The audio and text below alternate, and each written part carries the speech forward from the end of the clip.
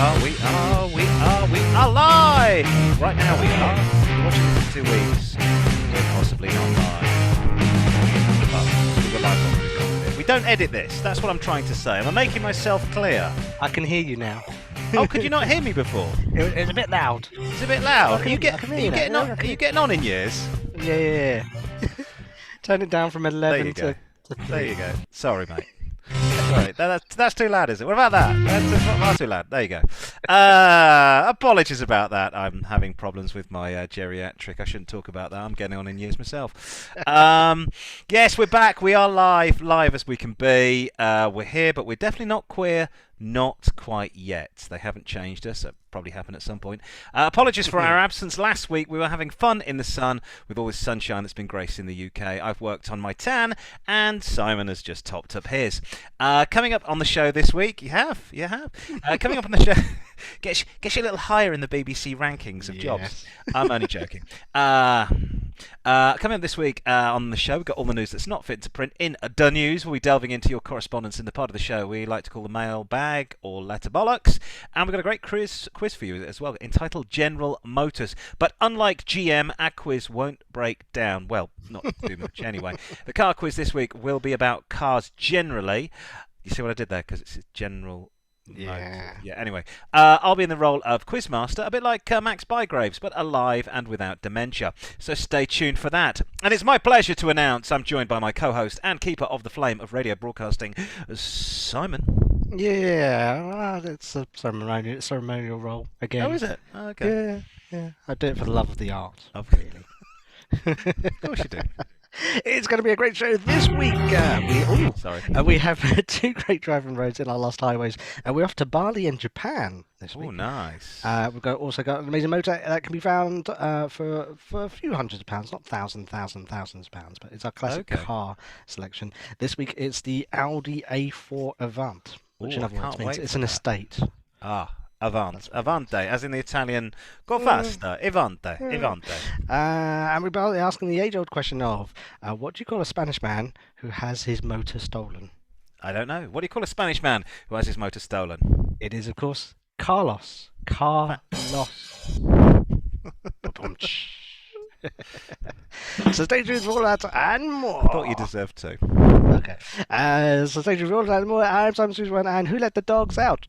Who let the dogs out? Who let the dogs out? Who? I could go on. That's all that is. Don't know. Yes, Simon Suju on there is the missing Baja man. And, of course, has the answer to who let the dogs out. Of course it was Caesar Milan, and the dog should have been better behaved. I'm Richard Green, and woohoo, witchy woman. See how high she flies. Woohoo, witchy woman. She got the moon in her eye. That was, of course, the Eagles with witchy woman. You could tell. And which is apparently about a witch and not a woman from Wichita, Kansas, which I thought it was. Which was Wichita Lineman. No, of course. The Wichita Lineman. Like Glenn Campbell, I've got dementia. Yes. And of course, what is the show? This is Car-Boyz. I would like to announce a new sponsor for the show. It was an Italian water brand, but unfortunately, the Italian water brand are now on the amber list, and I can't mention the Italian water brand. But let's see if it tastes nice. Full of variant D goodness.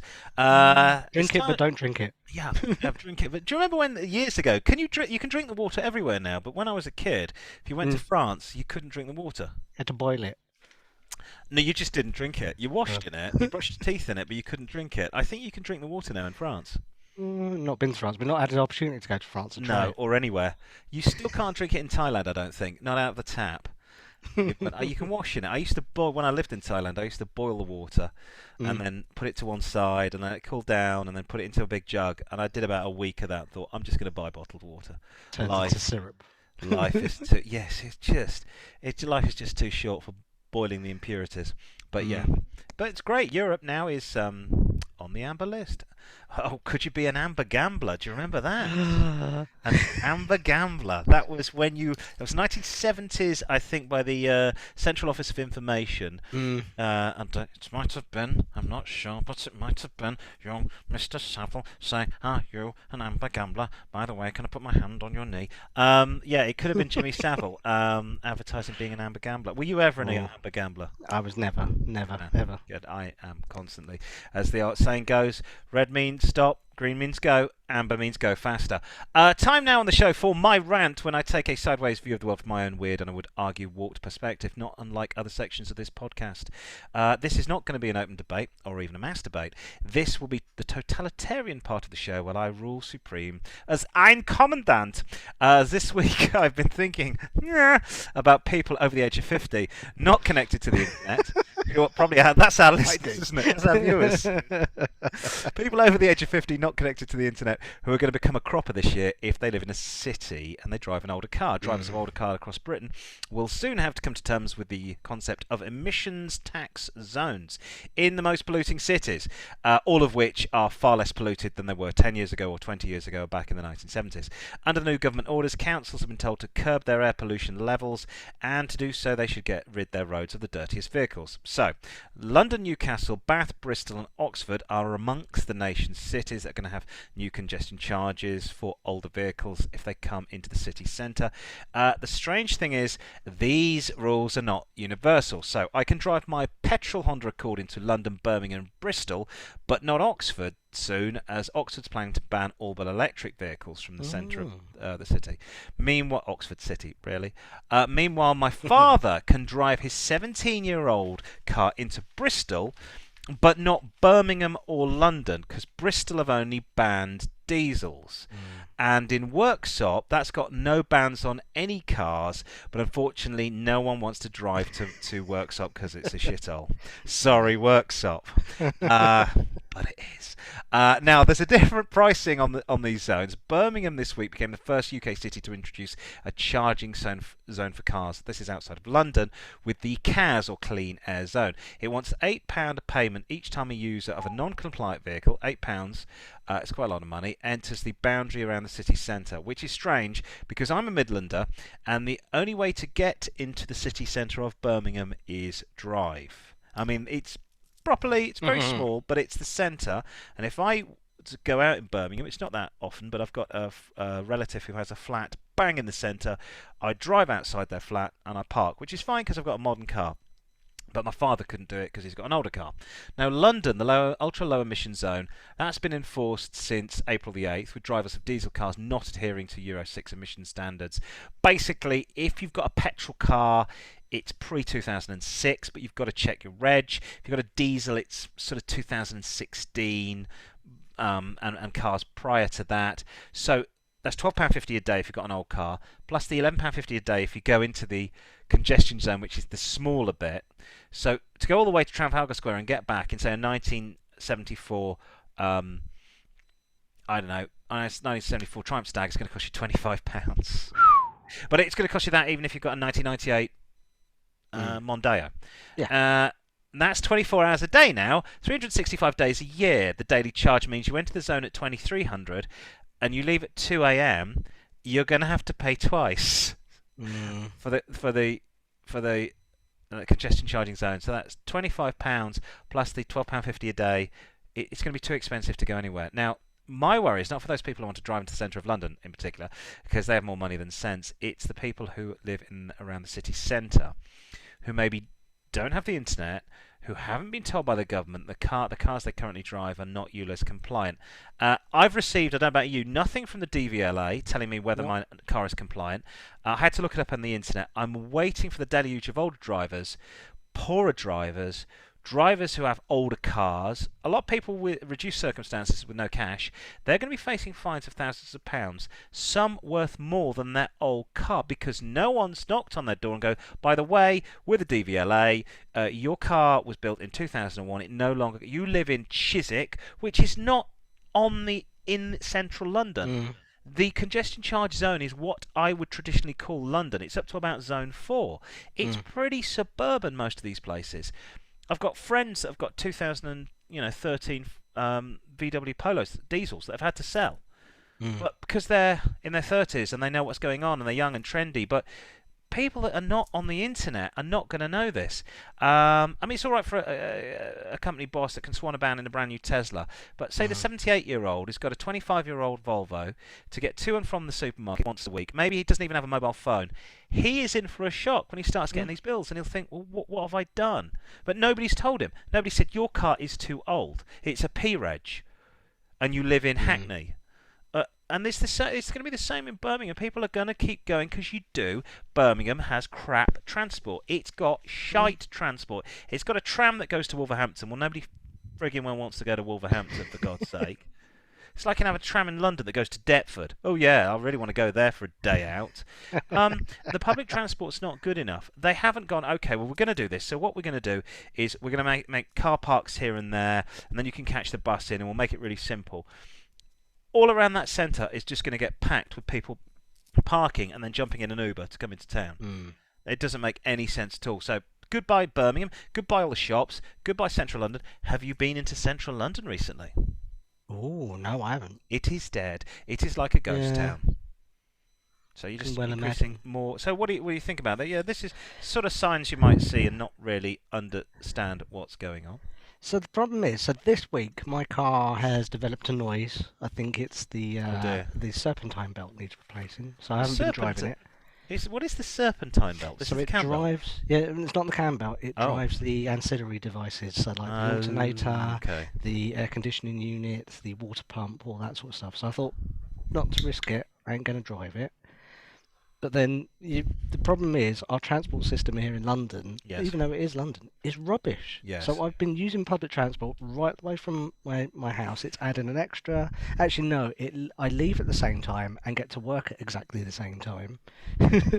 Although it costs me more in the amount of time. So I think it's about £11, £12. Right, that's about right. To do that journey, and I'm also more stressed. Yes, of course. And I'm getting a cold, which I haven't had for like a year because obviously no one's been out and about. I hope you're fully driving to work. So it's like, yeah, have to be. There's no other way you can do it. So, hey ho. I was shocked. I've been in I've been in twice, and I was shocked how empty it was. And I think it's the lack of tourists. Covent Garden is like a ghost town. It's fantastic. No fucking tourists.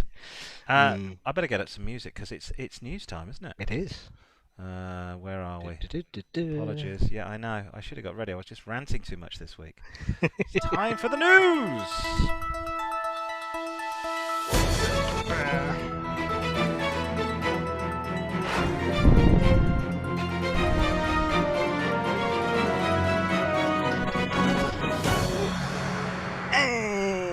And first off, oh, that was quite. I like that effect. Do you want a bit more? No, but it was good. I liked it. Okay. First off, Big Cat scores big in auction stand news. You may or may not have remembered a few weeks ago on this show, we brought you this. Who could forget? The very rare Jaguar car that was up for auction but needed some TLC. The car was crashed by its last owner in 1996 and never repaired, and was sold at auction for a staggering £90,000. Ooh. Like the ultra rare 1960 XK150S 3.8 drop head coupe. That's the remains of it. There you go, the remains of it. Yeah. Has been off the road since it slammed into a tree. Buff out. Yeah, in Hull some 25 years ago, but it didn't stop one collector paying an astronomical fee for the banged up motor, which was 9 times the £10,000 pre-sale guide for the car. So they pay 9 times over the odds for these pieces. It's undeniably a steep sum to pay for a vehicle that's such a catastrophic state of disrepair. The selling auctioneer says it looks worse than it is. That'll buff out. Don't you worry. Don't you worry about that. That'll buff out. And if it is fully restored, it could be worth up to £250,000. Yeah, a bit of filler will be fine for that. The Smash Up Jag was sold this week at Bonham's MPH auction in Bicester. Bicester, Oxfordshire. Bicester. Yeah. Well done.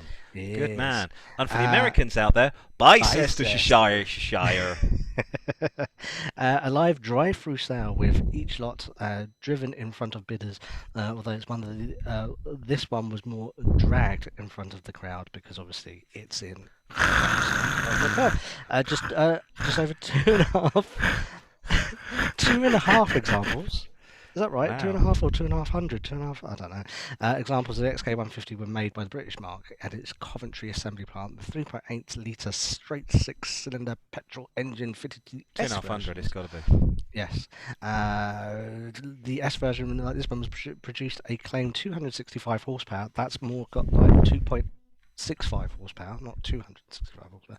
Accelerating from rest, and this one isn't going to do it. From 0 to 60 took 7.3 seconds. This is going to be 7.3 years. And a top speed of then mesmerising 136 miles an hour. The last keeper of this battered example, first registered on the 1st of January 1960 and finished in carmine red paint and black leather interior. Bought over half a century ago in 1969. It had 2 previous owners before him. He drove it for almost 25 years without an issue. However, in September 96, while on a wet road in Hull, East Yorkshire, the vendor and his Jag had an unfortunate encounter with a tree. Oops. There you go. He wrapped a red Jaguar around an old oak tree. Now, you think that's a lot of money. So, that's 90 grand, which I think is. We can top that this week, because I should have included this in the news. James Dean, the 550 Spider that he crashed in Los Angeles, up for sale was the transaxle, which literally is that and the gearbox. Okay. Any idea? Just a quick guess. So James Dean, what that one went of the most for. famous actors of that time. Yeah. If this was 90,000, I'm going to guess it's probably $100,000. I don't know. Yeah. It went for $382,000. Ooh. For, let's get the picture of it again. Yeah. That. 382. Well, that's what's going to happen to it, though, isn't it? Put some glass on it. Somebody's going to put, some idiot in Hollywood will put that on. Will put a bit of glass over the top.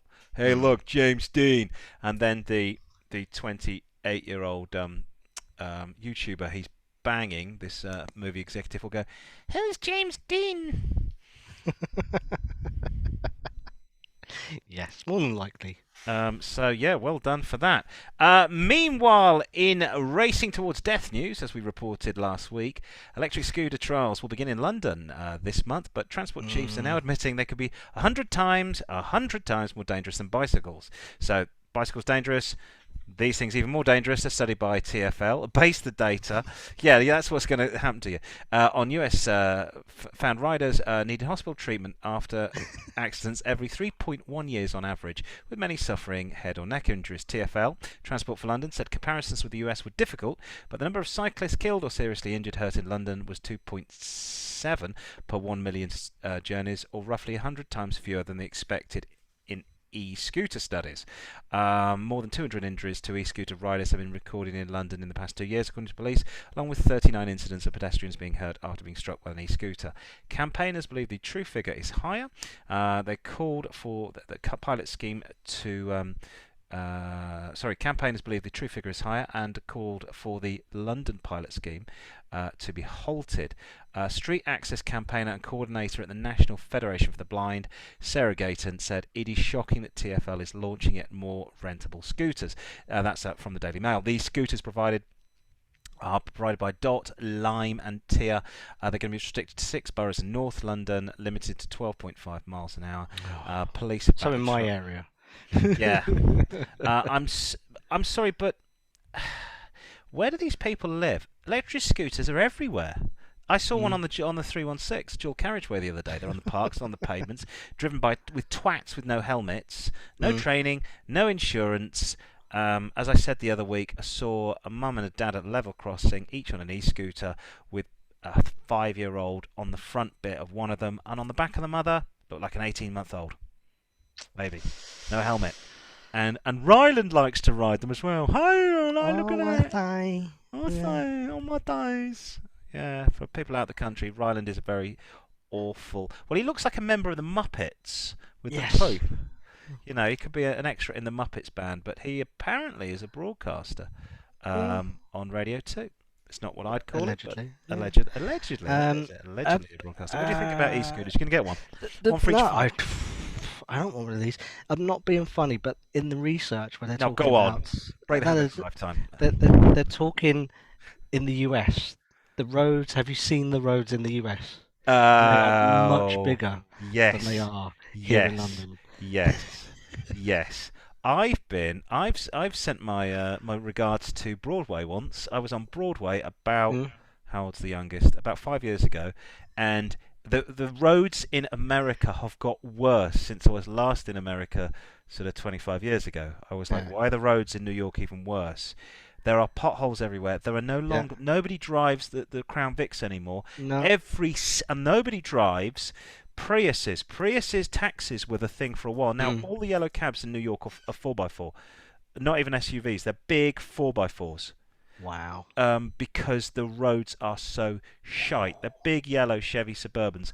I Yeah. think when I was in New York in the early 90s, I got in one traditional checker cab and I was really excited, Yeah. and everything else was Crown Vics. This time, 5 years ago, I got in one Crown Vic, which I was really excited about because it was like, oh, it's a cool American car, and everything else was a big yellow SUV.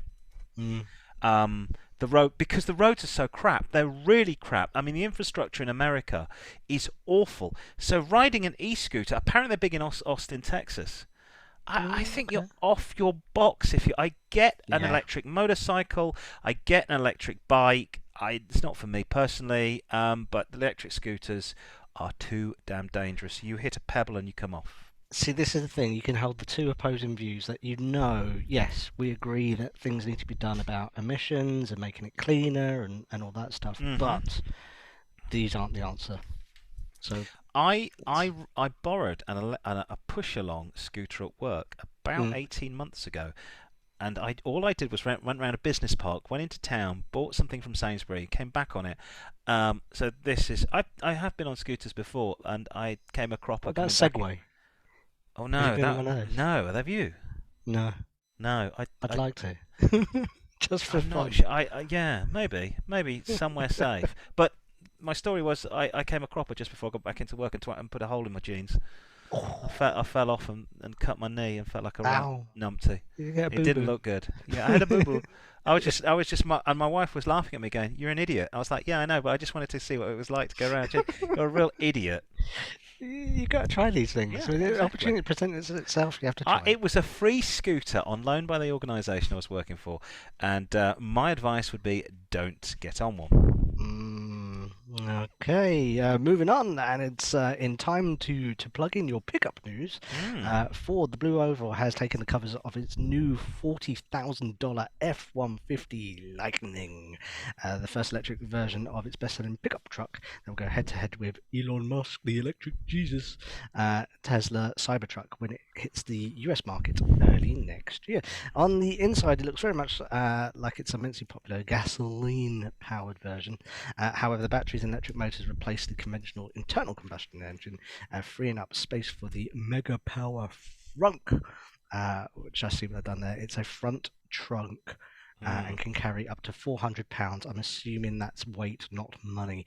Ranges 300 miles Yes. on a full charge based on the American EPA test cycle, and produces more torque than an F-150 that came before it. The Wow. huge lithium-ion battery powering this pickup is stored in the chassis, or if you're American, the chassis, to give the to keep the centre of gravity low and spread the additional bulk across the footprint of the vehicle. It Mm. will be sold to customers with a choice of two battery capacities, providing official ranges of 230 or 300 miles if it's hot and sunny and you've charged it up correctly. Yeah.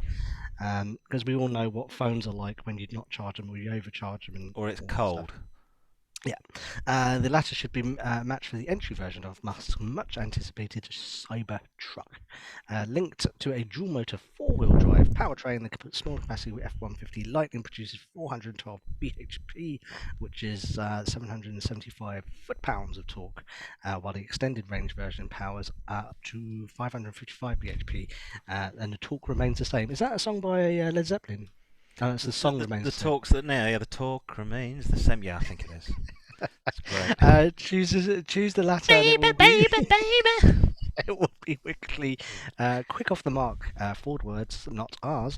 Acceleration from 0 to 60 in around 4.5 seconds. Amazing when you Ooh. think it's a truck. That is good. It's due to hit the market. Oh, it's upside down. It's due to hit the market in spring 2022 with a starting price of £39,974, which is £28,200 in pounds sterling, a premium of around £10,000 over the cheapest conventionally powered F-150 currently on sale. It won't be available in the UK though. Good. So frunk Yes. is obviously stands for front trunk. So in the UK, I guess we'd What call Stevie it. Wonder played. Yes, he used to play some frunk. So in the UK, we'd call it a fruit. So front boot. I guess better than having a gunt. Little gunt. Glad you had that, not me. Exactly. We've all been there. Yes, I used to have an ex-girlfriend with a gunt. Which of course is an anagram for something else. Yes. I don't know who is going to buy these apart from I think men with top buns. You know, the knots on the top of their head. They're going to buy these like Gareth Bale, in who's a footballer. San Francisco. Everybody else is going to go, right, what's the range? Can I stick fuel in it? No. Where's the charging station? How much does it cost? Why is it a pain in the arse? How long have I got to wait to charge it up? Oh my god, the battery's got wet. Oh no, it's not going to work. It's a pickup truck. Why do I need more space to put more stuff into it? The thing is, I would have thought in America roads are pretty long if you go across the country. They are not. I have friends in America who do not think anything of commuting a day up to 100 miles. I know people that commute from Philly to Washington, from Philly to NYC, 4 days a week. They don't think anything of it.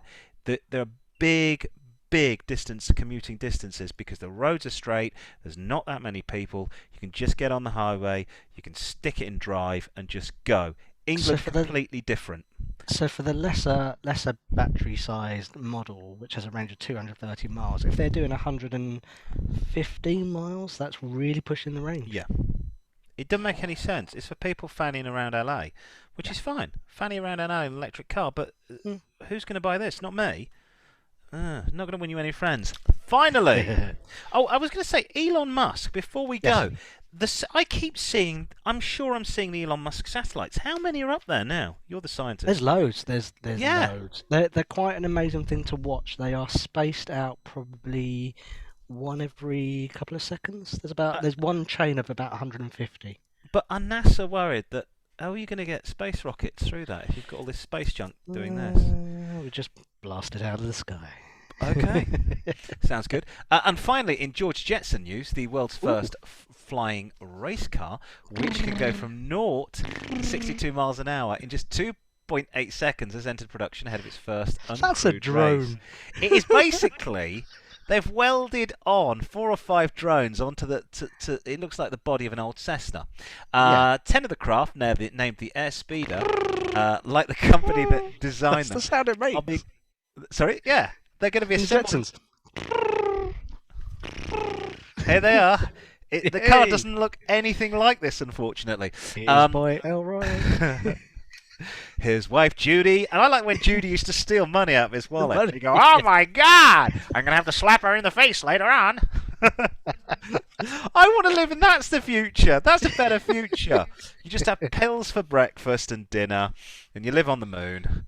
And not this, or whatever this is. Completely electric, oh great, and capable of being piloted remotely. The Airspeeders are scheduled to appear in races across 3 continents in the coming months. The Octocopter craft.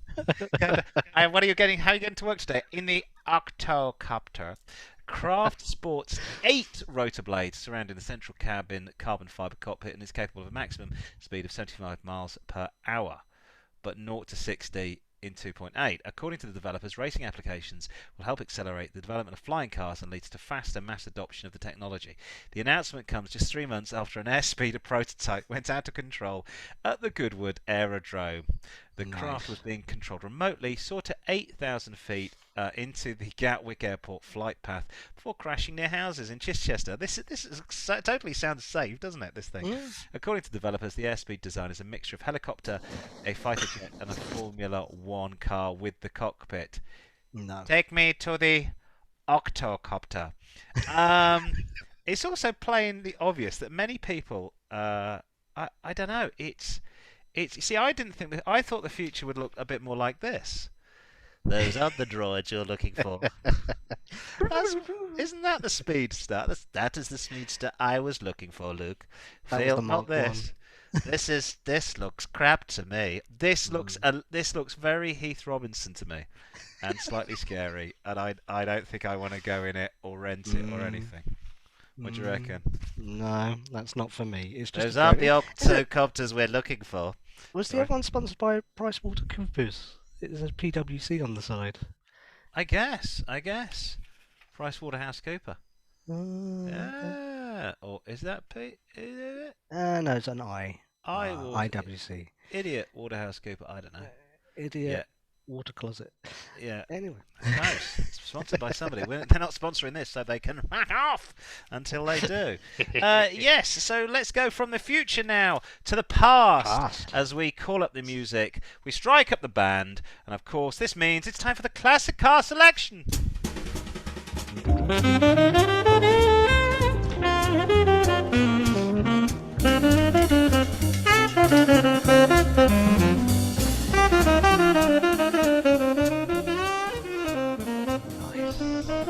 Over to you, Simon. It is, of course, the classic car selection. This week, it's the Audi A4 Avant, which means estate. It's an estate. It's an estate vehicle. The A4 has been built in 5 generations so far. It's based on the Volkswagen Group B platform. The first generation is what we look at now.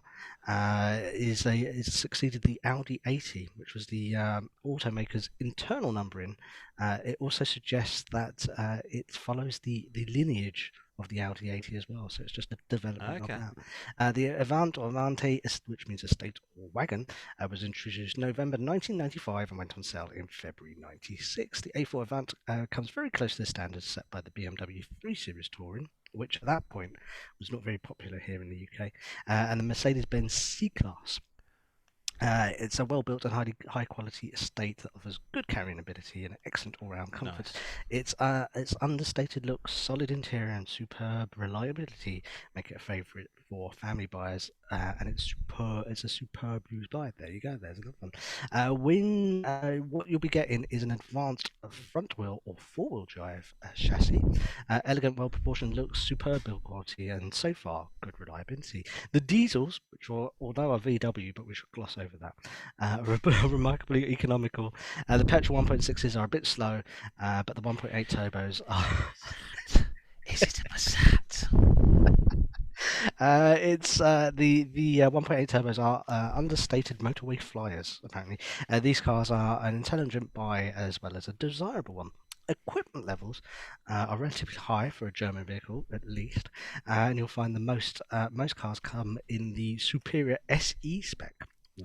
The A4 can be optioned even further though, so don't be surprised to find air conditioning, leather trim, remote central locking, electric windows in many cars. However, don't expect Volvo-sized lugging ability. Having said that, the Avants are a step above cars like the Alfa 156 Sportwagon when it comes to holding loads, because their loading bay is a decent shape. Mm-hmm. The A4 Avant trades some of its practicality for good looks, but it's still more than capable of being a family carry-all. The cabin is a bit short on storage space, but the boot is more than reasonable. Rear space is good, but taller passengers, which I'm not one of them, may find it a little cramped, especially for knee room. Engines were pretty solid too, with a range of petrol and diesels, including the high-performance V6, available in the designated RS4 version. There were reports of a 1996 A4 Avant 1.9 TDI reaching nearly 250,000 kilometres on the clock. Okay. So they are pretty reliable. What do you look for? Well, there's a limited market for the 1.6s without sunroof or aircon, creaks from the front suspension indicate wishbone problems. I'd say budget around £500 to £700 to replace that, so quite expensive. Yeah. Rear disc rust first, mixed metal corrosion at unions on the flexible brake pipes to the rear wheel can corrode, corrosion of alloy washers on the rear brake caliper pipe unions can result in a sudden rapid loss of brake fluid, so be careful. The It's Audi got A4, steels on it. yes, yeah, you don't get cars with really steel wheels anymore. Unless they've got wheel covers on there. Yeah. The A4 estate was always made a sensible buy with a very mild depreciation curve. It's not a car that you're going to lose your shirt on, basically. With renowned engineering, a prestigious badge, and a level of utility that's always in demand. The Avant is a very practical ownership proposition. So, what I did, I had a look today, Oh, and yes. well, actually, it was a few days ago. I found a 2001 Yeah. Avant A4 1.9 TDI SE, which is the desired spec model. Not ULEZ compliant, I'm guessing. It's a Volkswagen, it can't be compliant. I think they might be able to adjust something in the engine management to make it compliant. It's got 82,000 miles on the clock, which is reasonable. It's up in Kidderminster here in the UK, and that's available for exactly £3,000. So I would say Wow. for a prestige badge, load carrying capacity, that's that. Just I'd leave it say there. that's Leave it what- there. Don't move it. Don't Yep. move it. Yeah, that's perfect. There you go. Perfect. Yeah, I mean it's a workhorse. £3,000. Yeah. It's the yeah. I mean why not? Why not? Why not just go? Yeah, I need a workhorse. It looks pretty cool. And look, it's an Audi. It's got that badge status. It's got all the buzzers and bells. It's from Yep. the time when Audi still made relatively good cars. Yeah. They always were a bit more expensive. I mean, Audi. I just think the build quality is not there now. I wouldn't buy a new Audi, and they're The incredibly newer ones, I expensive. think, are also aluminium as well. So Rust is going slightly to be less different. of an issue. I will say we have a neighbour with an A2, Oh yes. and it has not a spot of rust on it. And every Yeah. time I see her, I said, "How's the car?" She said, "It's fantastic," and it's a 20-year-old car. Yeah, She keeps going, mechanically sound. it's just a great little car. It does what it says on the tin. Nothing's wrong with it. So it's from that era. It's from the last of the era where they weren't trying to rip you off. I mean, these days Yeah. BMW, Mercedes, all the German companies Oh are yes. after your cash. For £3,000, it's worth a punt. It's worth Yeah, a punt. Why I'd not? say so. And it's a nice. It's something you can lug the kids around, and then when you haven't got the kids, you can still look relatively cool. Maybe not in Grandad beige, Grandad sorry burgundy, but still. Unless I you put still a Panama hat in the back. yeah, it's also a Panama. When you see a Panama hat in a car that you're following, Yes. don't you do this? You know you're going to get to the island, and you're going to go, mate. You could go on, mate. You could get through that gap, and he's not. Yes. He's Get going a to go, bus through there. not quite enough room there for me. He's probably got Melody FM. What's the? That's gone. That's Melody gone. Honey. Yeah, do you remember Melody Radio? Yes. What's the? It's Magic. Is it Magic? Yeah. Magic's a bit. No, Melody turned into Classic FM. Oh, okay. Yeah, Melody, he's probably yeah. got something. Bit of Radio 2, although I only like Ken Bruce, and it gets a bit rocky after Ken Bruce, and then he switches over to Magic. Outside the UK, Yes. outside of London, they're going, what are you talking about? Exactly. Basically, we're talking about shit radio stations for people that are nearly dead. One of them which is Magic. Magic. Not half, mate. But yeah, so yeah, you will see that Panama hat, and you just think, oh, for God's sake. This is going to be a slow journey. 29 miles an hour. Yeah, all the yeah, way. and with an umbrella. Use a golfing umbrella, Panama hat. Oh, Yeah. and this is useful tips I give for free on this show. Yes. Never put a Panama hat on the back parcel shelf of your car, because Because- guess what? It freaking well shrinks.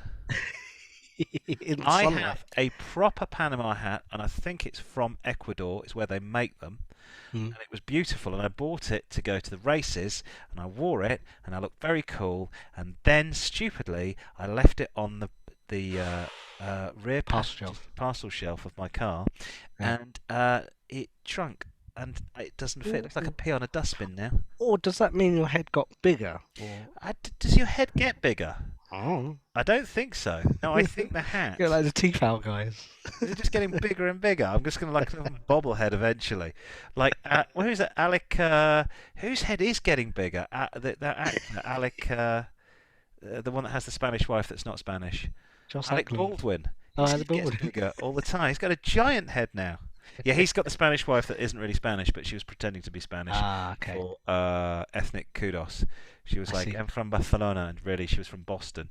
And her name, I think they said it was Marquez or something, and her real name is, I don't know, Judy Finnegan or something. It's a very English name.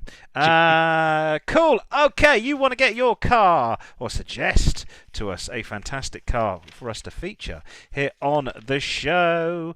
Write to email the Car-Boyz at car-boys@outlook.com, Facebook car-boys with a Z at Car-Boyz with 4 Zs, Twitter car-boys with a Z at car_boys with a Z, Instagram at car_boys with 3 Zs, and you can suggest a car for the classic car selection. Okay. And now we are heading out on unknown highways. Of course, it's Lost Highways.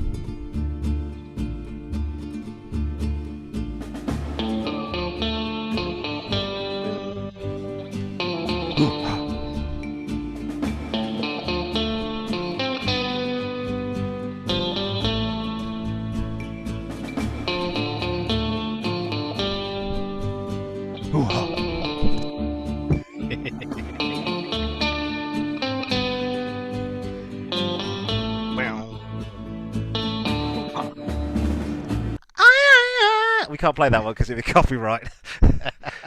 Clint Eastwood wouldn't like it. Say, pick up the gun. I know he did that. Punk, do you feel lucky? Did I shoot 5 shots or 3? I don't know. You shot some shots, Clint. But nonetheless, that music signifies that regular viewers to the show know this feature as the Lost Highways, where they can email us and give us their favourite roads and the reasons why they love them. It can be quite a coastal road that leads down to the sea.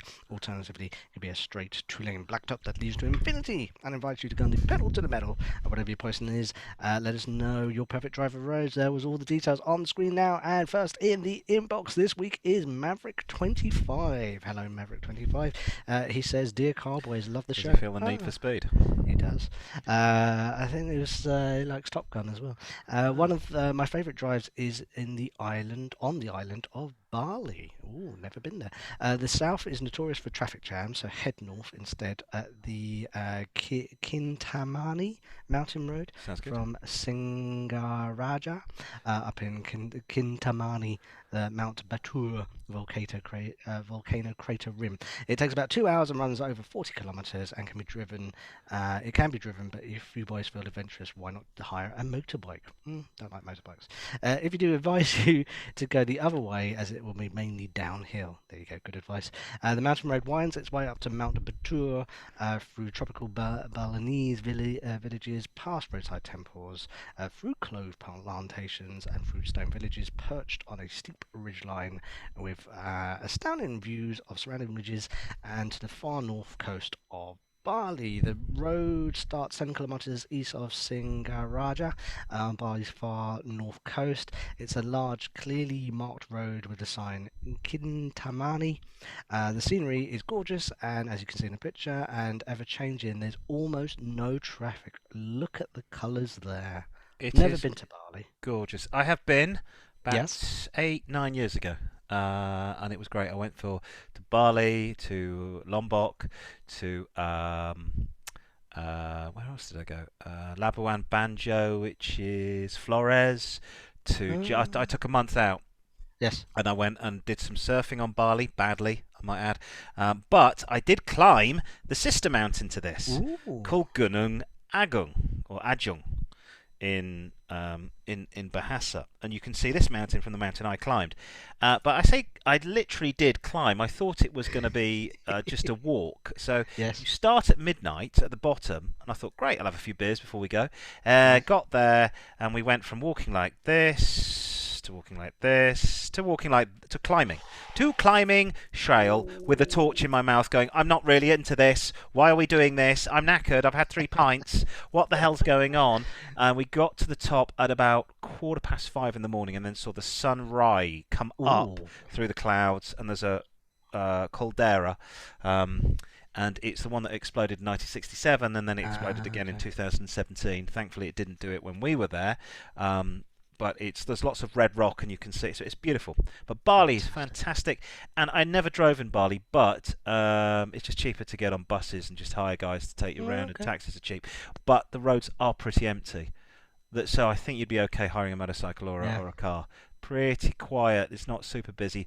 Is it Kuta? The main city is pretty busy. Once you get outside there, it's very quiet. Just relax. I'm trying to remember whether the Balinese drive on the right or the left. The Malays drive on the left. I think they, I think they drive on the right.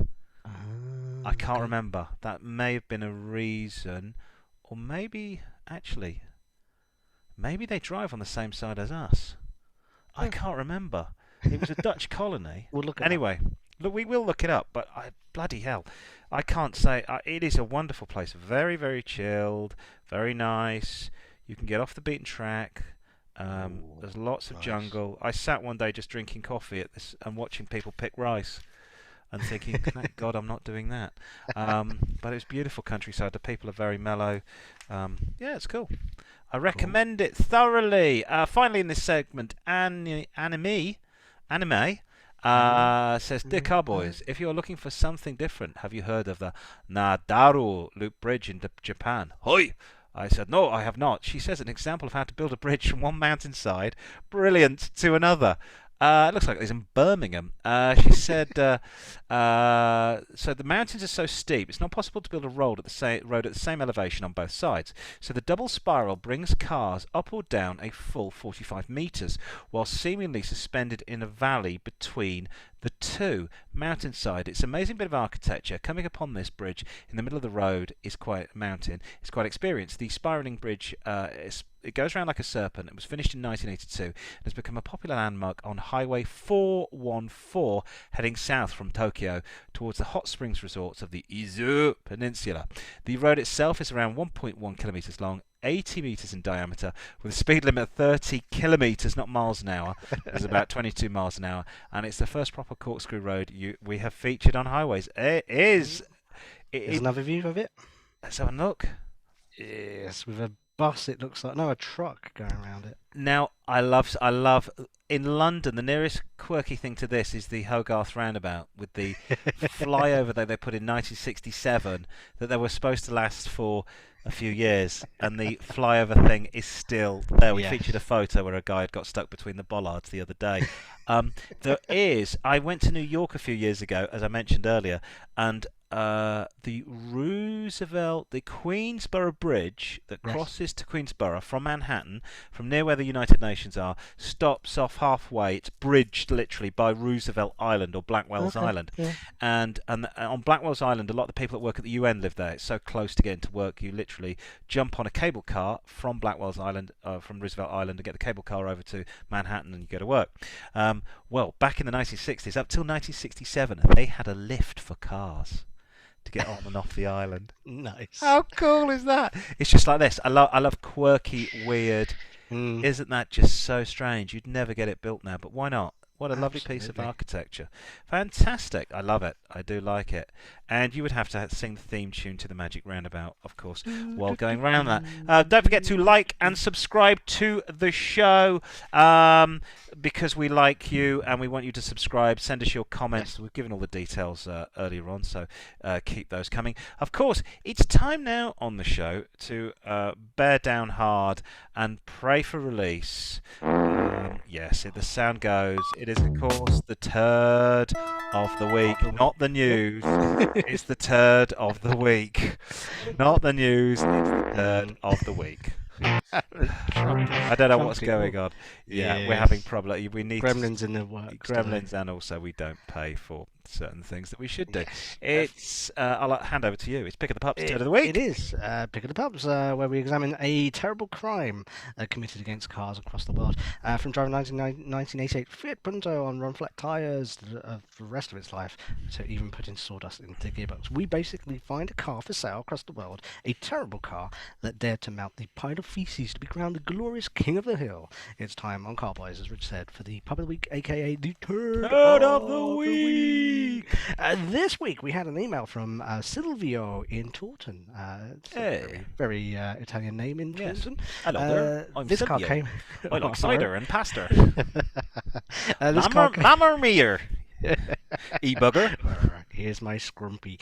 This car came up on a popular auction website. He thinks it's an incredibly cheap car, but had many defects. But can it become the show's pup of the week? I think it can. It's an 18-year-old 1.2 16 valve Nissan Micra. Sorry, my page has just disappeared. There you go. It's a 1980 Nissan Micra with 91,000 miles on the clock, and it would appear to have a loose front bumper. Yes. So, Rich, why should you buy this vehicle? No, you shouldn't. For a Okay. start, it's a Nissan Micra, which is one of the worst cars I have ever driven. It's a rolling popemobile for people who don't like driving. It's boring, and most importantly of all, it's co-owned by Renault, which means the build quality is crap. Then there's the description of the advert. Great car, but in need of a new front bumper. What, you think? You think it's in need of a new front bumper? Has 2 keys with central locking and buttons on the door to unlock the car. Wow. Keyless ignition. It's also got 4 wheels. Has full service history and can collect from straight away. Feel free to drop me a message for more info. Grey, 4 owners, £250. Okay, let's start with the fact that this car doesn't state whether it's got an MOT or not. This car's been off the road for a while, and what damage has that crash done to the front bumper? Forget what you can see. What damage has that done to the chassis of the car? I'm presuming it's a crash, as bumpers don't fall off on their own. They're not made of chrome anymore. This could be a category write-off, but no one's checked it out. That's why it's got no MOT. That's why it's so cheap. This could be nothing. It could be a lot of headaches. If the chassis is bent, it could be a category write-off, and it could be unroadworthy. I also think it could be another Eddie Murphy car with a panel gap that's big. Hey, baby, look at my teeth. So congratulations to Silvio, who spotted this crappy granny car in our turd of the week. I cannot say it's the Nissan Micra is a horrible car. There are so many more nicer cars to buy. The Micra is a foul car. I don't know why I get so passionate about it. I rented one years ago, an Auto. And it was the new version of the Micra, and it was still horrible to drive. And I kept going, what's wrong with the car? Why isn't it moving? Yes, I'm sorry, but it's a horrible car. So please write to us and suggest more of those. Keep your eyes open, because we do like them when you do get them for us. And it's time now, I should say, to cue the music, because it's the mailbag. Oh. Well, if I can cue the music correctly, it is.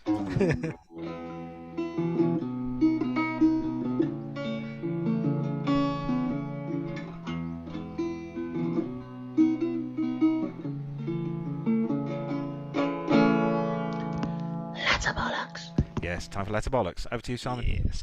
Dolly in Cumbria says, hello, Car-Boyz. Can you help me? Hello. Well, we might be able to. I have an old 2004 Honda Civic. Love the car, but the rear window wiper isn't spraying. Spraying water onto the rear window. Or wine. The Honda garage says the pipe is blocked. Let's take a look. Let's see if the pipe is blocked. Oh, yeah, I can see why. It's Eddie Murphy. A banana. Baby, get in the car. Baby, get in the car. You got a dick? The wiper What? pipe. What? The Honda garage says it will need a complete new rear wiper to fix, as it comes as one unit. They're talking about £200 to replace it. Her car is only worth £800. What should you do? So, you have a Honda Civic? Or you don't have a Honda Civic? Yes, we've had this problem. Well, my father's car is the coupe that doesn't have this. Yes. My wife's car had one of these. Look, it's what it is. You should be able to blow air through that pipe.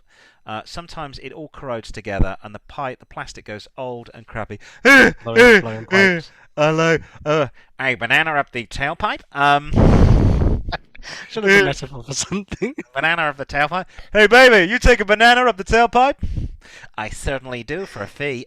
So this is the unit that we're talking about. So the problem is the plastic corrodes, Yeah. it sort of melts in the heat Just on the back, perishes. and Yeah. I assume we're talking about the Honda Civic, the sort of hatch. So the wiper works, but the fluid won't flow through. Yeah.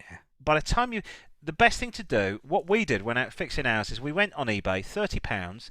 You can buy a second-hand part, get a Yep. garage to fit it. Shouldn't take more than 30 minutes to fit that. Okay. Don't use Honda. Go and use your local reliable garage. I do know a couple of Honda dealerships that are quite good, but I would just go and just use an independent Yeah. dealer. Usually these things come with a 3-month guarantee, so buy an old part and just get them to fit it. And to be honest, if you don't do it, does it really matter if it doesn't spray? You go forward in a car, not backwards. It's not an MOT failure, £800 car, but that's Yeah. what I'd do.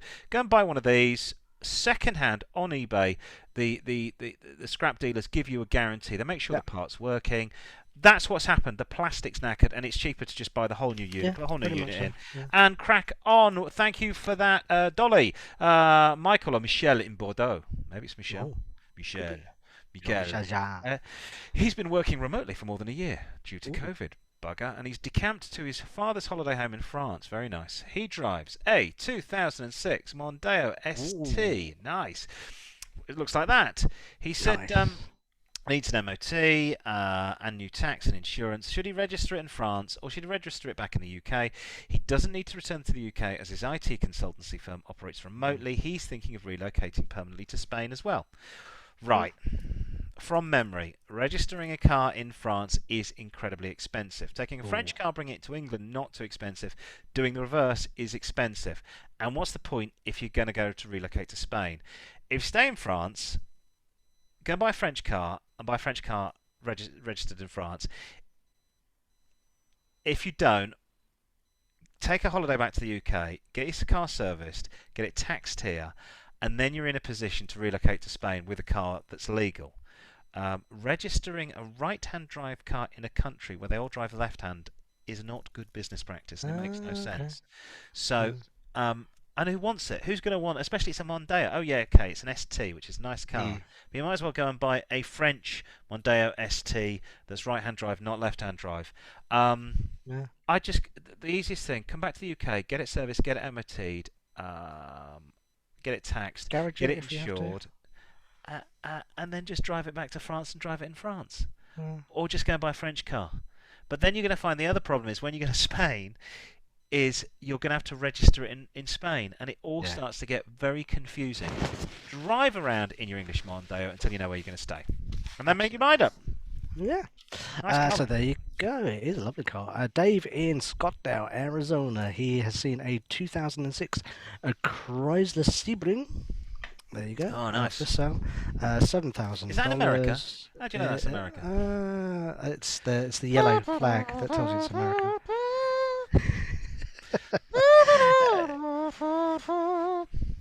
It's on sale for $7,000, 65,000 miles on the clock, no rust, full service history. What do Car-Boyz think? Well, I think it's neither a all Ferrari or a right. Porsche. That's what I think for a Yeah. start. I think it's a Chrysler. I don't know. We don't know much about American cars. It's a Chrysler, No. but for $7,000 was about £5,000. That is, or £6,000. That's incredibly cheap. 65 on the clock. Why not go for it? The only thing we had a look at, check the alternator's okay, and that the O2 sensor's working. They go on these cars.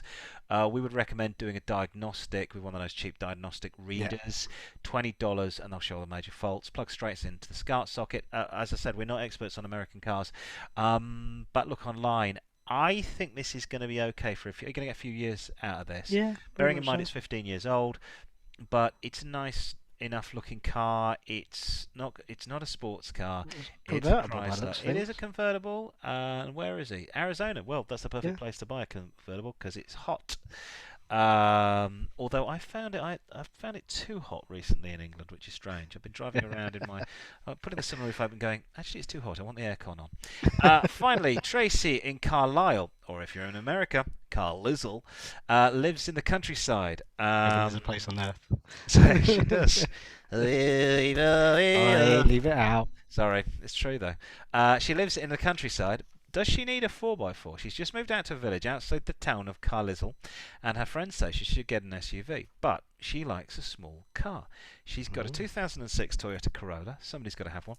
What should she buy? She's got £4,000. She likes small, she likes reliable, she likes two-door. If it was me, stick with Japanese or Korean, Honda, Suzuki, Hyundai, Kia. But if you've got a Toyota and you've got a Corolla, then your level of what you expect out of a car's reliability Standards, is yeah. here. Chrysler's down here. Hang on. The Micra is down here, right at the bottom. Honda's at the top, so why not stick with the brand? There you go. No, don't stick with that. How about we found this one. Toyota Yaris. Yeah. 2012 1.333 VVTi TR, which is the sporty one, 0 to 60 in just over 10, 16 valve, 65 on the clock, 3,500. Yeah. Really, you can't go wrong. Won't break the bank in Yaris. terms of insurance and running costs. So And and you're going to like that. You're going to go, and it's going to be sportier than your 2006 Corolla. It'll be faster.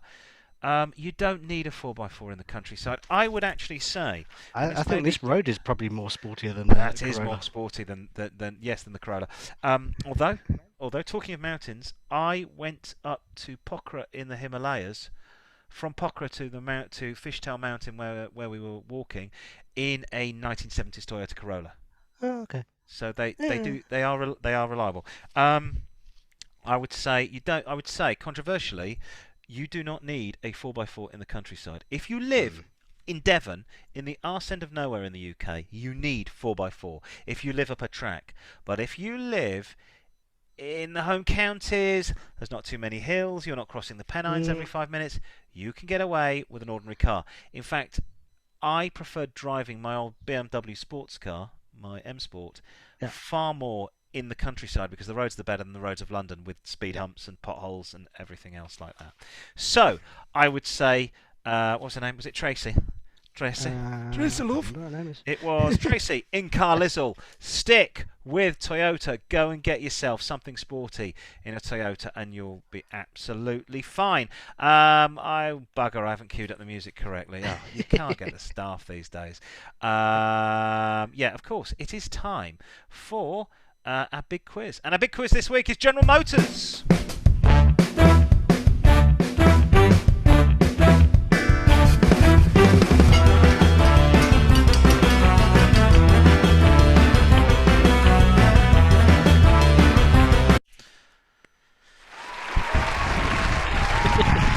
Thank you, ladies and gentlemen. Thank you. Yes, and welcome to the quiz. We all know a lot of specific things about cars. Yes, we all do. Maybe you're a fan of the Land Rover Defender, or you could be the type of person who loves an Italian classic car. If you're in the latter, I hope your membership to the AA or RAC is up to date. But I digress. How many of us know everything about everything in the world of cars? As Abraham Lincoln once said, you can't please people all of the time. You can't please all of the people all of the time. But he also said, hey, these theatre tickets have cost me a fortune. It'd be nice not to get shot even before we go to the interval. That's just for our American friends there. But that's not why you're called. Today's quiz covers the whole wide world of motoring, and I shall be your host, Richard Monkhouse, like Bob Monkhouse, but with less tan and more alive. Our contestant this week is a young man from Edmonton. Well, I suppose someone has to be. Let's welcome Simon. Simon, welcome to the show, and thank you so much for joining us. There you go. Crowd, thank you. And a bit more, yeah, that's enough. Simon, are you ready to win it big on the quiz? Well, this week prize is a signed picture of Hollywood star Eddie Murphy from the movie Beverly Hills Cop, with the gun. This is also how he encourages trans people to get into his car at gunpoint. Get in the car, baby! Get in the car! I'll stick a banana of your tailpipe. There he is. He's even signed it. Get in the car, baby. He spelt Murphy wrong, though. That's slightly worrying, because that's his name, you'd think. Get in the car, baby. Banana in your tailpipe. Simon, are you ready to play the quiz? I'm ready. Then we'll begin. Here we go with General Motors. First off, true or false? One of the first hybrid cars was a combination of electric and gasoline power. It was designed in 1906. True or false? True or false? Ooh, gasoline and electric. I'm going to say false. Oh, Simon, come on, it's true. Ooh, Here it really? is. It's a Tesla. No, it's incredibly true. And the man It's a behind C5. it, yeah, Ferdinand Porsche, Clive Sinclair. The vehicle was called the Lerner Porsche. The final version had an electric motor in each wheel. Look at it in the front. Wow. And a quite gasoline-powered like generator used for charging them. That looks more futuristic than the Jetson vehicle we were looking at earlier. It does actually, doesn't it? There's that. Have we still got the Jetson vehicle? Oh yeah, here it is. Those aren't the droids you're looking for. No, that wasn't. Yeah, here it is. Meet George Jetson. No, his wife Judy. I can't find. I think I've thrown it in the bin. Anyway, yes, so that was it. So I'm sorry, but you've got one wrong. I'm surprised. Oh, okay. Right. Okay. Concentrate. Name the American Formula One racing team that entered the sport for the first time in 2016. There is a choice. Was it called Ferrari? Was it called Haas? H-A-A-S. Was it called Force India, or was it called Red Bull? The name of the American Formula One team that entered the sport for the first time in 2016. Ferrari, Haas, Force India. Maybe not. Oh, could be American. Could be Native American. Or Red Bull. Force India, come. It was, Speak of with course, white tongue. they have a long history in IndyCar, which, of course, I think Nigel Mansell won with the Newman Haas team. So it's Haas. Haas, that has to be correct. Well done. Formed by Gene Haas in 2015. Haas F1 He was lead singer of Kiss, wasn't he? Yeah, exactly. And the bass player. Haas F1 made their appearance for the first time in the sport of Formula One in 2016. They're the first American team to enter the sport since 1986. To date, they have yet to win a Grand Prix, as opposed to Force India, who do not speak with white tongue. With white tongue? With a tongue. And the Haas team, if I'm not mistaken, have Michael Schumacher's son driving, Mick Schumacher, and is run by a German man called Gunther Steiner. He used to run the Jaguar racing team. Did he indeed? There you go. Yeah. Full of useless information about F1 that I care nothing about. But thank you, Simon. Well done. Correct. Name the car that helps get the power. Sorry. Name the part of the car that helps get the power from the engine to the wheels to turn them. Is it called the muffler? Is it called the tailpipe? A banana up the tailpipe? A banana up the tailpipe? Yeah, baby, let me put my banana up your tailpipe. Or is it called the drive shaft? Is it the muffler, the tailpipe, the banana up the tailpipe, or is it the drive shaft?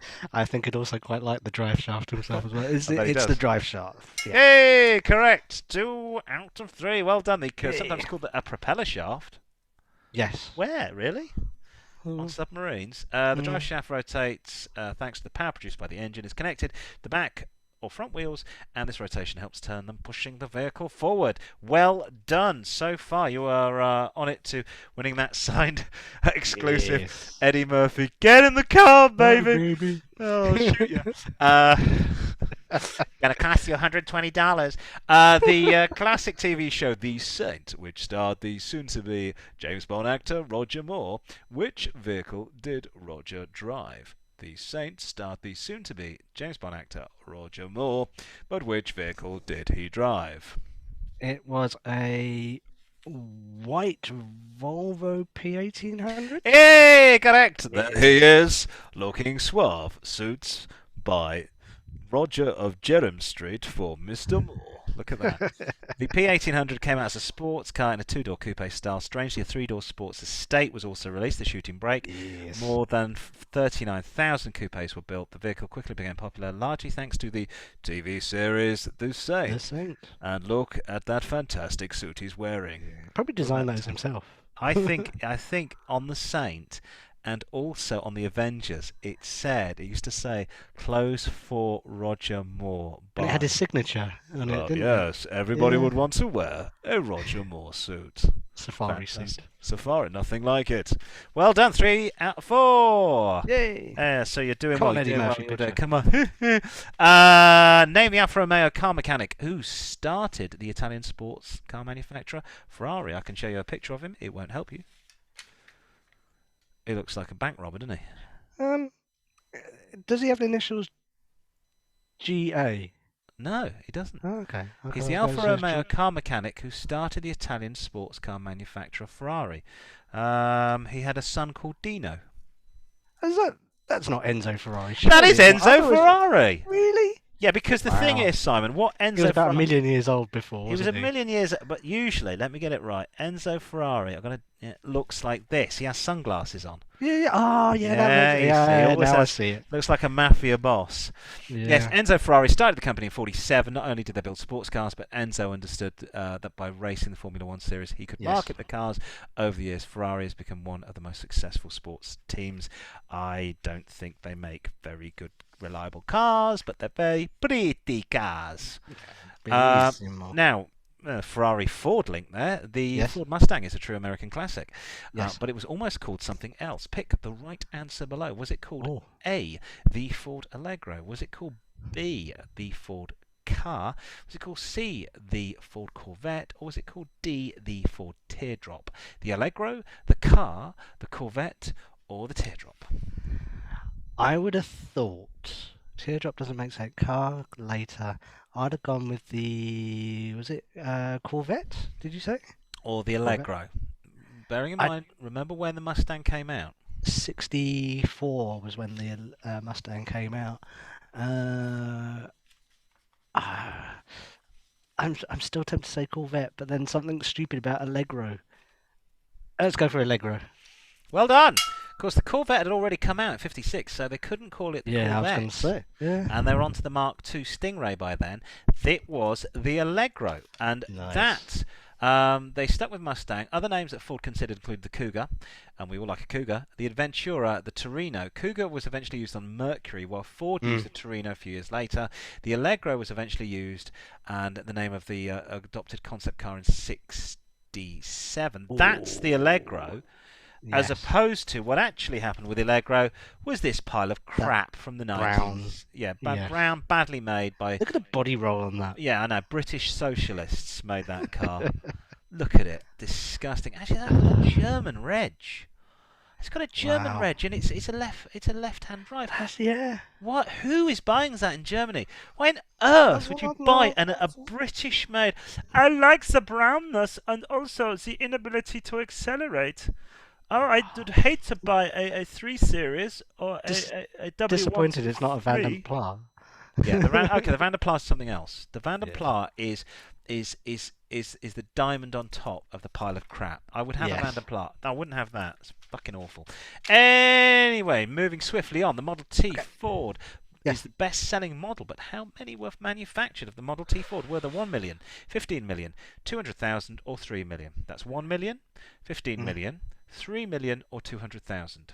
And it took a few years for them to overtake it with the Beatles, so it was 15 million. You are correct. That's right. From 1907 to 1928, 15 million Model Ts were made.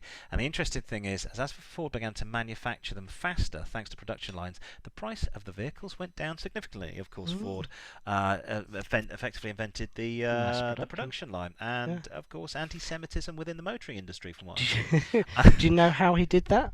No. He was on his dad's farm and he was watching chickens being processed on the Was he farm. indeed? And that's where he got the idea for mass production of cars. Of course, two of the favourite. We're